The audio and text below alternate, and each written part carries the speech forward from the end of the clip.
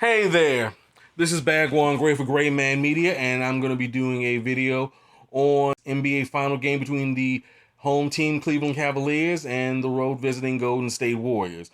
But I'm not going to do it regarding the game itself. We know what happened in the game. We knew what was happening in the game from at least the first, 5-10 minutes of the first half.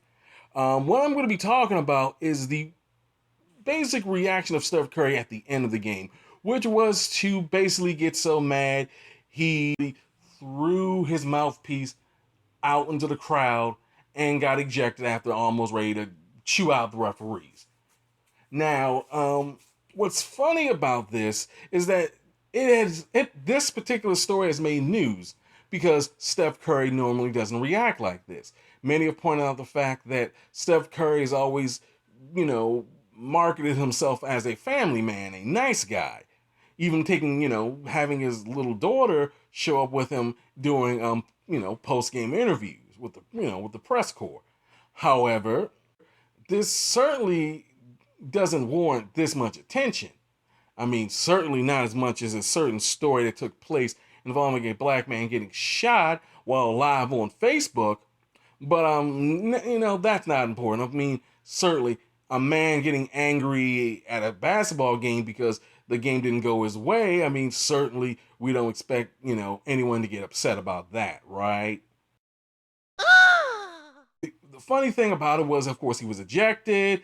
Cleveland Cavaliers fans taunted him. Those ever-winning Cleveland Cavaliers fans.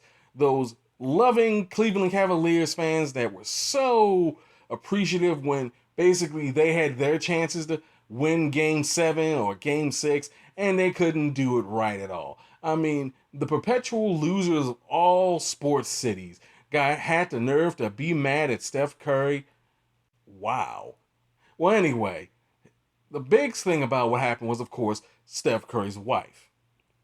And Steph Curry's wife did some controversial things involving tweeting her view on what happened after the game and basically saying that the game was clearly rigged and it was a facade designed to try to draw a little more ratings, a little more money out of the city of Cleveland because Cleveland's fans are suckers, clearly. And afterwards, she had that tweet removed.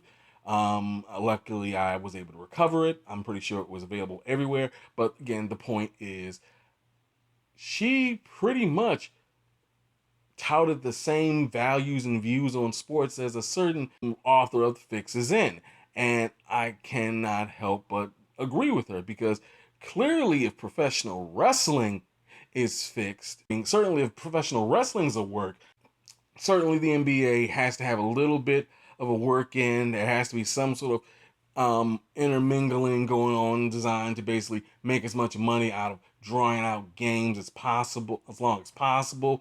Certainly the fact that it goes from a 2-3-2 system of games to a 2-2-1-1-1 system says a lot about it. But the fact that there's like a 2-day delay between each game says more about basically what they're trying to do more than anything, which is just drain people dry.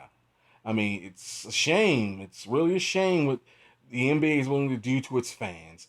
Well, anyway, remember to like, comment, and subscribe to my YouTube channel. Remember to follow me on Facebook, Instagram, Twitter, Flickr, Vine, Tumblr, YouTube, or any other social media platforms I can find.